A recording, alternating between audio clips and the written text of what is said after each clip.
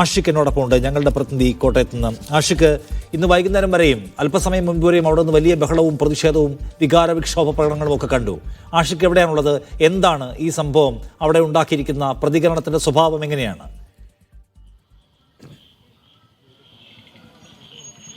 നിഷാദ്, ഞാനിപ്പോൾ ഉള്ളത് കൊല്ലപ്പെട്ട ബിന്ദുവിൻ്റെ വീടിന് സമീപത്താണ്. അല്പം ദൂരെയാണ്, ഇവിടെ നിന്ന് കുറച്ച് മാറിയാണ് ബിന്ദുവിൻ്റെ വീടുള്ളത്. ആ വീട് ഈ പറയുന്ന വലിയ കോലാഹലങ്ങൾക്കും ബഹളങ്ങളിൽ നിന്നും എല്ലാം മാറി മൗനത്തിലാണ്. ഒരു മരണത്തെ സ്വീകരിക്കാനുള്ള എല്ലാ തയ്യാറെടുപ്പുകളോടുകൂടി ആ കൊച്ചു വീട് വളരെ മൗനത്തിലും ദുഃഖത്തിലുമാണ് എന്നുള്ളതാണ്. അതേസമയം ബിന്ദുവിൻ്റെ മൃതദേഹം ഇപ്പോഴും ഇങ്ങോട്ട് എത്തിയിട്ടില്ല. മെഡിക്കൽ കോളേജിൽ നിന്ന് പുറപ്പെട്ട മൃതദേഹത്തിന് മുൻപിൽ കോൺഗ്രസിൻ്റെ നേതൃത്വത്തിൽ, പ്രത്യേകിച്ച് ചാണ്ടി ഉമ്മൻ MLA നേതൃത്വത്തിൽ വലിയ പ്രതിഷേധ പരിപാടികൾ നടക്കുകയും നഷ്ടപരിഹാരം കുടുംബത്തിന് നൽകണമെന്ന ആവശ്യം ഉയർത്തിക്കൊണ്ടുള്ള പ്രതിഷേധ പരിപാടികൾ നടക്കുകയും അതിനെതിരെ ബിന്ദുവിന്റെ ബന്ധുക്കൾ തന്നെ രംഗത്ത് വരുന്ന ഒരു സാഹചര്യം അടക്കം ഉണ്ടായി. നാളെയായിരിക്കും ബിന്ദുവിന്റെ സംസ്കാര ചടങ്ങുകൾ ക്രമീകരിച്ചിരിക്കുന്നത്. ആദ്യ ഘട്ടം എന്ന നിലയിൽ ഇന്ന് മൃതദേഹം ഇവിടെ സമീപത്തുള്ള മുട്ടച്ചിറയിലെ ആശുപത്രിയിലേക്ക് എത്തിക്കുകയും അവിടെ മോർച്ചറിയിൽ മൃതദേഹം സൂക്ഷിക്കും. പിന്നീട് നാളെ ഏതാണ്ട് 11 മണിയോടുകൂടി തന്നെ ഈ വീടങ്കലത്തിൽ തന്നെ ബിന്ദുവിന്റെ മൃതദേഹം സംസ്കരിക്കാനാണ് ഈ ഘട്ടത്തിൽ ആലോചിച്ചിരിക്കുന്നത്.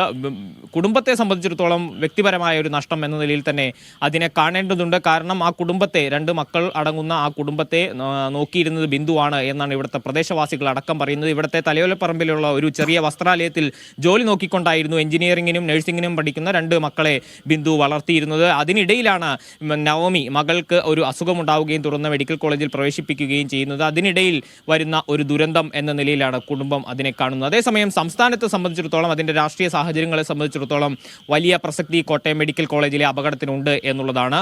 പ്രത്യേകിച്ച് ഈ കഴിഞ്ഞ ദിവസങ്ങളിൽ സംസ്ഥാനത്തിന്റെ ആരോഗ്യ വകുപ്പിന് നേരെ ഉയർന്നു വന്ന ആരോപണങ്ങളുടെ പശ്ചാത്തലത്തിൽ കൂടി വേണം മെഡിക്കൽ കോളേജിൽ ഇന്നുണ്ടായ അപകടത്തെ കാണുവാൻ. മെഡിക്കൽ കോളേജ് സ്ഥാപിച്ച അന്നു മുതലുള്ള കെട്ടിടമാണ് എന്നാണ് ആരോഗ്യമന്ത്രി ഇതുമായി ബന്ധപ്പെട്ട് വിശദീകരിക്കുന്നത്. ഏതാണ്ട് 60 വർഷത്തിലധികം പഴക്കമുള്ള ആ കെട്ടിടം ഇടിഞ്ഞു പൊളിഞ്ഞ് വീഴാറായി എന്ന് 2018 തന്നെ റിപ്പോർട്ട് കിട്ടിയതാണ്. അതിന് പകരം മറ്റ് കെട്ടിടങ്ങൾ നിർമ്മിച്ചുകൊണ്ടിരിക്കുകയായിരുന്നു എന്നടക്കമുള്ള വിശദീകരണങ്ങൾ ആരോഗ്യമന്ത്രി ഇതുമായി ബന്ധപ്പെട്ട് നൽകുന്നുണ്ട്. അതേസമയം അതിനോട് ചേർന്ന് തന്നെ ഉള്ള ഭാഗങ്ങളിൽ ശസ്ത്രക്രിയ അടക്കം കഴിഞ്ഞതിന് ശേഷം കഴിയുന്ന ചികിത്സ തേടുന്ന രോഗികൾക്കും അവരുടെ കൂട്ടിരിപ്പുകാർക്കും ഈ തകർന്ന വീഴാറായ കെട്ടിടത്തിലേക്കുള്ള പ്രവേശനം ഉണ്ടായത് എങ്ങനെ?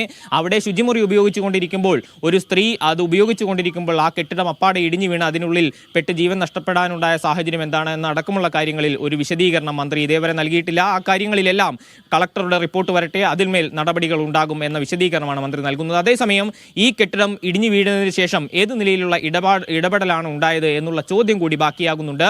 ഈ കെട്ടിടം ഇടിഞ്ഞു വീണ് ഉടനടി തന്നെ ആ സംഭവ സ്ഥലത്തേക്ക് എത്തിയ ജില്ലയുടെ ചുമതലയുള്ള മന്ത്രി VN വാസവനും ആരോഗ്യമന്ത്രി വീണ ജോർജും ആ ഘട്ടത്തിൽ വേണ്ട നിലയിലുള്ള ഇടപെടൽ ഉണ്ടായോ, അല്ലെങ്കിൽ അവരുടെ ഇടപെടൽ ഏത് രീതിയിലുള്ള ഫലമാണ് ആ സംഭവ സ്ഥലത്ത് ഉണ്ടാക്കിയത്? ആ നിലയ്ക്കുള്ള എല്ലാ ചർച്ചകളിലേക്കും ഇപ്പോഴത്തെ സംഭവം വഴി തുറന്നു വെച്ചിരിക്കുകയാണ്. ആഷിഖാണ് അവിടെ നിന്നുള്ള വിവരങ്ങൾ നൽകിയത്. വൈകാരികവും ഒപ്പം തന്നെ ഒരു സമരരൂപത്തിലുമുള്ള പ്രതികരണങ്ങൾ അവിടെ നിന്ന് കാണുന്നുണ്ട്.